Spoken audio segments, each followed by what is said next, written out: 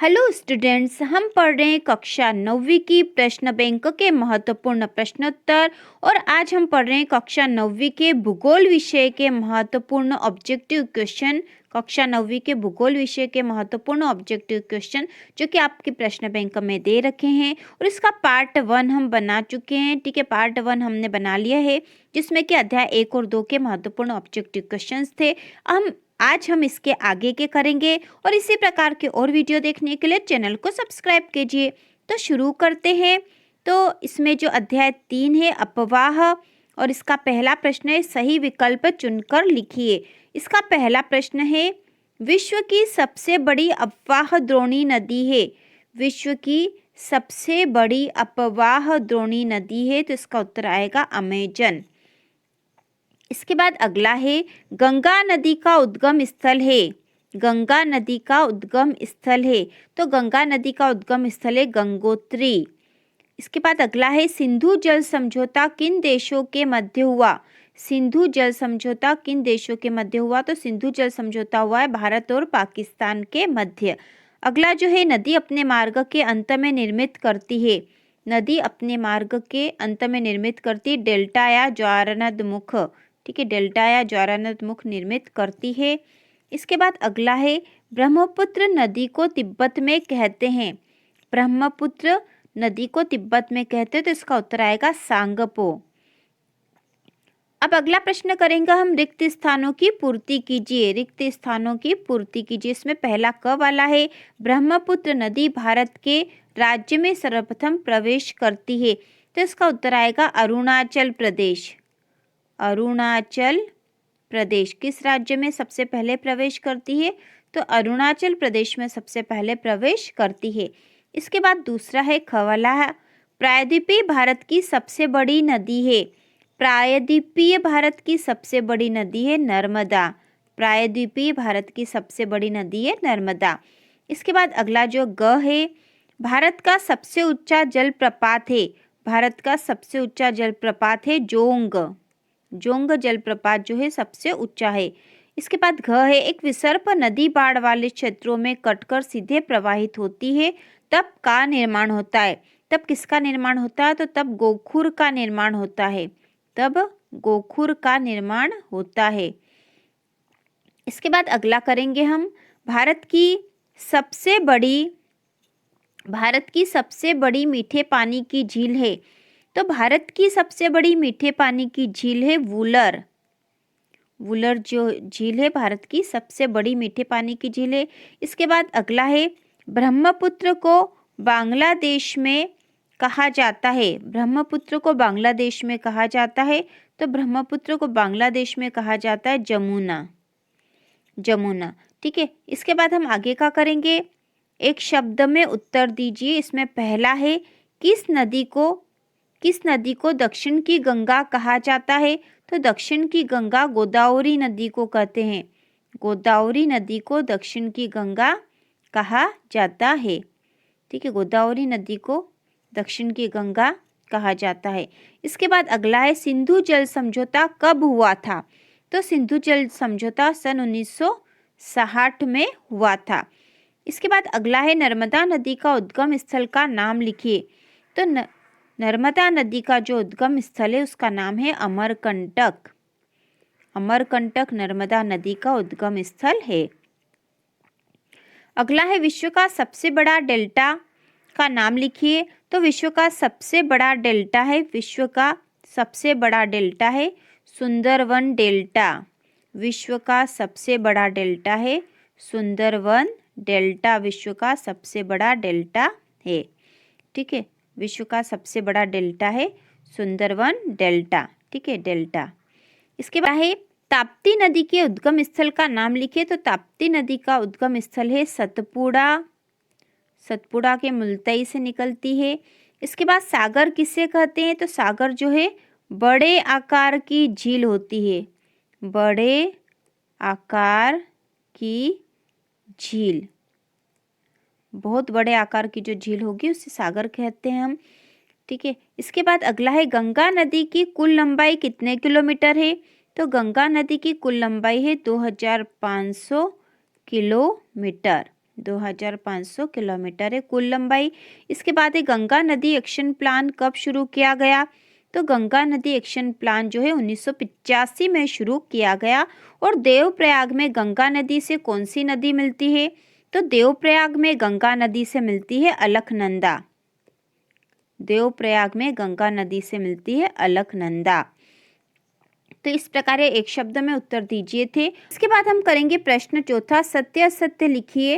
तो इसमें पहला है विश्व के अधिकतर मरुस्थल उपोष्ण कटिबंध में महाद्वीपों के पश्चिमी किनारे पर पाए जाते हैं, तो यह सत्य है। अगला है भारतीय अफवाह तंत्र 3 वर्गों में विभाजित है, तो यह असत्य है। इसके बाद अगला है हिमालय पर्वत की औसत ऊंचाई 8000 मीटर है, तो यह भी असत्य। आपको एग्जाम में सत्य असत्य में राइट और गलत नहीं करना है। यहाँ पे जो असत्य है तो वहाँ आपको लिखना है असत्य, ठीक है। इसके बाद अगला है नदी अपनी वृद्धावस्था में डेल्टा का निर्माण करती है, तो यहाँ पर यह जो है सत्य है, ठीक है, यह सत्य है। इसके बाद अगला है पृथ्वी की घूर्णन गति के कारण उत्पन्न आभासी बल कोरियोलिस बल कहलाता है, तो यह भी सत्य है। इसके बाद अगला है पेन गंगा नदी की सहायक नदी है। पेन गंगा नदी की सहायक नदी है, तो यह असत्य है, ठीक है, यह असत्य है। इसके बाद अगला जो है जेट धाराएं समताप मंडल में अत्यधिक ऊंचाई पर चलती है, तो यह भी असत्य है। इसके बाद अगला है एलनिनो स्पेनिश शब्द है। एलनिनो स्पेनिश शब्द है, तो यह सत्य है, ठीक है, यह सत्य है। एलनिनो स्पेनिश शब्द है, यह सत्य है।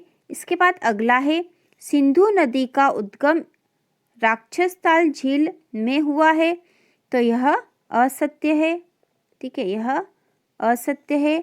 इसके बाद जो प्रश्न नंबर 5वां है सही जोड़ियां बनाइए।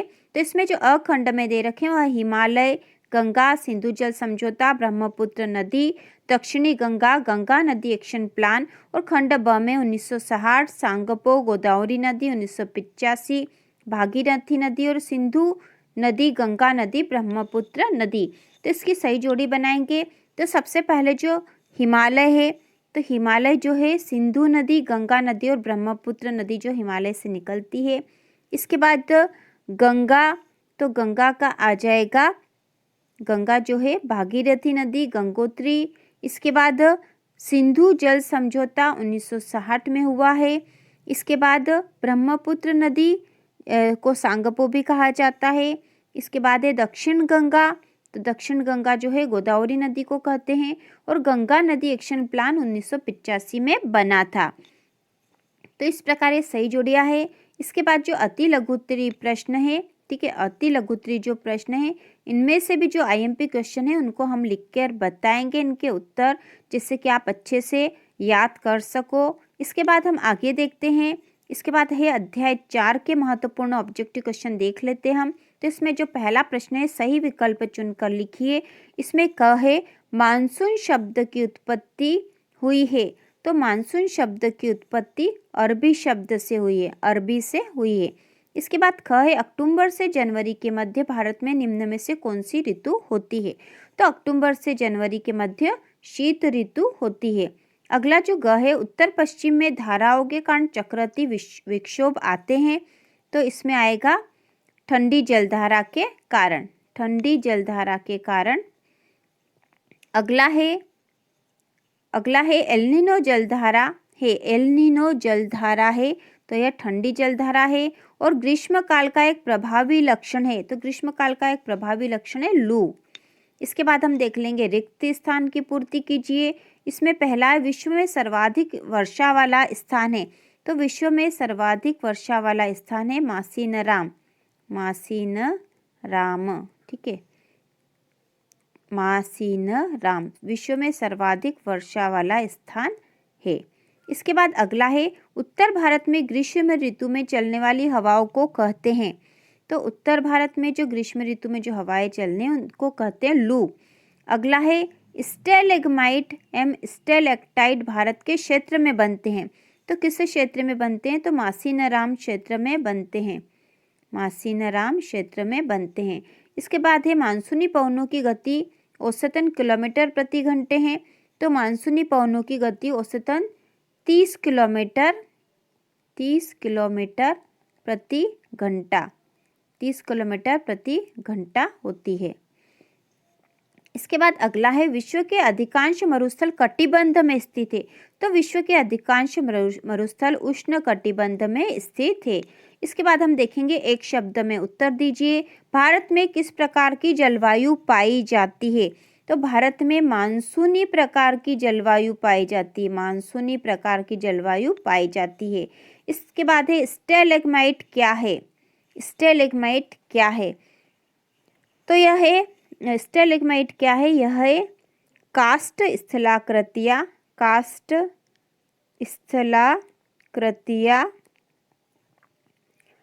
स्थलाकृतियाँ जो धरातल से छत की ओर बनती है। ठीक है, जो धरातल से छत की ओर बनती है, धरातल से छत की ओर बनती है, उन्हें स्टेलेग्माइट कहते हैं। उसी प्रकार स्टेलेक्टाइट में उसी प्रकार की काष्ठ स्थलाकृतियाँ है। ठीक है, काष्ठ स्थलाकृतियाँ है, लेकिन यह कैसी होगी? छत से धरती की ओर बनती है। कैसी? छत से धरती की ओर बनने वाली है, छत से धरती की ओर बनती है। ठीक है, यह उसके विपरीत है। वह धरती से छत की ओर बन रही थी, जबकि यह छत से धरती की ओर बनेगी। इसके बाद है, भारत के सर्वाधिक शीत महीनों के नाम लिखिए। तो सर्वाधिक शीत महीने हैं दिसंबर, जनवरी। ठीक है, दिसंबर से जनवरी के जो महीने हैं, दिसंबर और जनवरी सर्वाधिक शीत महीने हैं। इसके बाद है, गारो, खासी और जयंतिया पहाड़ियाँ किस राज्य में स्थित है? तो यह मेघालय राज्य में स्थित है। मेघालय राज्य में स्थित है। इसके बाद हम अगला देखेंगे, प्रश्न नंबर 4, सत्य असत्य बताइए। तो इसमें है, पहला, विश्व के अधिकतर मरुस्थल उपोष्ण कटिबंध में महाद्वीपों के पश्चिमी किनारे पर पाए जाते हैं। तो यह सत्य है। इसके बाद हिमालय पर्वत की औसत ऊंचाई 8000 मीटर है। तो यह असत्य है। मार्च में दक्कन के पठार का उच्च तापमान लगभग 42 डिग्री तक हो जाता है। तो यह असत्य है। भारत के उत्तरी भाग में फरवरी सबसे ठंडा महीना होता है। तो यह भी असत्य है। और अगला जो है, दिसंबर व जनवरी में भारत के पूर्वी तट पर चेन्नई का तापमान 24 डिग्री से 25 डिग्री सेंटीग्रेड होता है। तो यह सत्य है। और एल नीनो स्पेनिश शब्द है, तो यह भी सत्य है। इसके बाद हम आगे प्रश्न नंबर 5 करेंगे, सही जोड़ी बनाइए। इसमें खंड अ में दे रखा सर्वाधिक वर्षा वाला स्थान एल नीनो, उष्णकटिबंधीय अभिसरण क्षेत्र, मानसून प्रस्फोटन, भारत में सबसे पहली वर्षा और एक क्रमिक प्रक्रिया। जबकि खंड ब है मानसून की वापसी, गर्त एवं निम्न दाब का क्षेत्र, ठंडी जलधारा, द्वीप समूह, सामान्य वर्षा में अचानक वृद्धि और मासिनराम। तो अब हम इनकी जोड़ी बना लेंगे। तो सबसे पहला जो है सर्वाधिक वर्षा वाला स्थान, तो वह है मासिनराम। इसके बाद अगला है एल नीनो, यह ठंडी जलधारा है। इसके बाद अगला है उष्णकटिबंधीय अभिसरण क्षेत्र, तो गर्त एवं निम्न दाब का क्षेत्र होता है। इसके बाद अगला जो है मानसून प्रस्फोटन, सामान्य वर्षा में अचानक वृद्धि को कहते हैं। और अगला है भारत में सबसे पहली वर्षा, भारत में सबसे पहली जो वर्षा है द्वीप समूह में होती है। और एक क्रमिक प्रक्रिया है मानसून की वापसी। तो इस प्रकार यह हमने जोड़ी भी बना ली है। इसके बाद जो लघुत्तरीय प्रश्न है उनमें से महत्वपूर्ण प्रश्न आपको कॉपी में करवाए जाएंगे। ठीक है, इसका वीडियो अलग से बनेगा, आईएमपी क्वेश्चन, लघुत्तरीय और अति लघुत्तरीय का। इसका बाकी का भाग अगले वीडियो में बनेगा। तो इसी प्रकार के और वीडियो देखने के लिए चैनल को सब्सक्राइब कीजिए।